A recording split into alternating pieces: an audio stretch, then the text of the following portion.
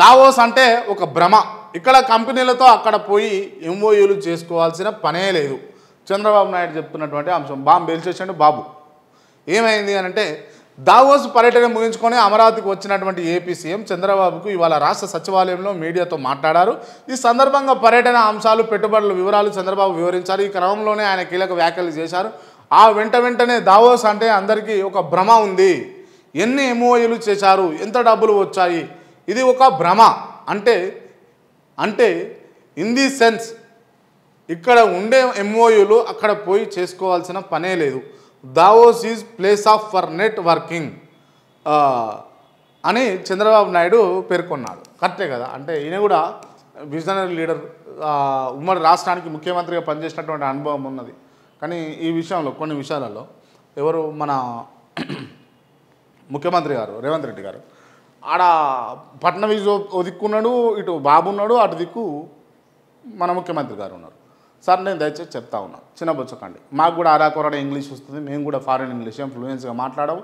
ఎందుకు అనంటే మీలాంటి రాజకీయ నాయకుల వల్ల ఇప్పటికి కూడా గవర్నమెంట్ స్కూళ్ళు ఏవైతే ఉన్నాయో అయోమయంగానే ఉన్నాయి. ఈ ఫారిన్ పోయి వచ్చిన వాళ్ళు ఇంగ్లీష్ ఫ్లూయెన్స్ మాట్లాడతారు, బాగుంటుంది. ఈ జెడ్పిహెచ్ఎస్లా లేకపోతే ప్రైమరీ స్కూళ్ళల్లో చదివిన వాళ్ళు మాట్లాడలేకపోతారు. అటువంటి విద్య చెప్పేటటువంటి సార్లు, పంతులు ఉన్నా కూడా వాళ్ళకు కావాల్సిన వసతులు లేక, వాళ్ళకు కావాల్సినటువంటి అంశాలు లేక ఇవాళ తెలంగాణలో కావచ్చు, అటు ఆంధ్రప్రదేశ్లో కావచ్చు, ఈ ఇంగ్లీష్లో మాట్లాడేటటువంటి ఆస్కారం చాలా తక్కువనే ఉన్నది. సో దాన్ని మేము కాదనలేము. కాకపోతే మీరు ఒక రాష్ట్రానికి రిప్రజెంట్ చేస్తూ, తెలంగాణ రాష్ట్రం అనే రాష్ట్రానికి రిప్రజెంట్ చేస్తూ మీరు అక్కడ ఉన్నారు. వివిధ దేశాల నుంచి, వివిధ రాష్ట్రాల నుంచి వచ్చినటువంటి వ్యక్తులు ఉన్నారు. కాబట్టి అట్లీస్ట్ మీరు మాట్లాడకపోతే బెటర్ కావచ్చు. ఇఫ్ ఐఎమ్ నాట్ రాంగ్, మీరు మాట్లాడకపోతే బెటర్ కావచ్చు. ఎందుకు అని అంటున్నా అంటే ఈ మాట, దానివల్ల మీరు హైదరాబాద్ చైనా +1 అన్నది దాని అర్థం చెప్పరు. మరి మీరు హైదరాబాద్ చైనా +1 ఏంది యాక్చువల్ అసలు ఏంది అసలు ఏం అర్థం కాలే. అది పెట్టి ట్రోల్ చేస్తూ ఉన్నారు. ఏం సమాధానం చెప్పుకుంటారు? కాంగ్రెస్ కార్యకర్తకు చూపించి నవ్వుకుంటే మాట్లాడకండి, ఉత్తమం కదా. ఎందుకు అదే నారా చంద్రబాబు నాయుడు మాట్లాడినటువంటి అంశాలు ఎందుకో ట్రోల్ కాలే? ఫడ్నవీస్ మాట్లాడినటువంటి అంశాలు ఎందుకో ట్రోల్ కాలేదు? ఎందుకు మాట్లాడుతూ ఉన్నారు? ఎందుకు అనవసరంగా మీ పరువు తీసుకుంటా ఉన్నారు? దయచేసి అంటే నేను మంచిగానే చెప్తా ఉన్నా.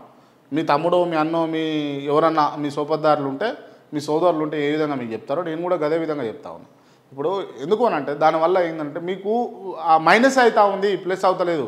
గతంలో మీరు ఫస్ట్ రాగానే దావోస్ పోయినప్పుడు కూడా మీరు రన్నింగ్ ఇంటర్వ్యూలో మాట్లాడుతూ ఏవో మాట్లాడేసారు అవి ఫ్లోలో.